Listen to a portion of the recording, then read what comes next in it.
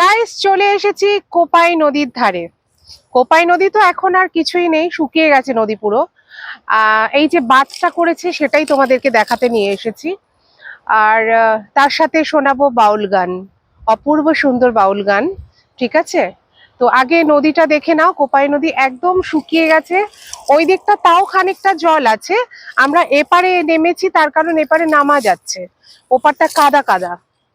তো সেই কারণে এই পার্টটা নেমেই তোমাদেরকে ভিডিওটা দিচ্ছি। ওই যে দেখতে পাচ্ছ কোপাই নদী, ওটা বাঁধ, ওটা হচ্ছে বাঁধ। আর এই নদীটা পুরো, এটাই পুরো নদীটা ছিল। নদীটা এখন শুকিয়ে এখন মানে কি বলবো, মরুভূমির মতো লাগছে চারিদিকটা। তো তোমরা আসলে দেখতেই পাবে এখানে কি অবস্থা।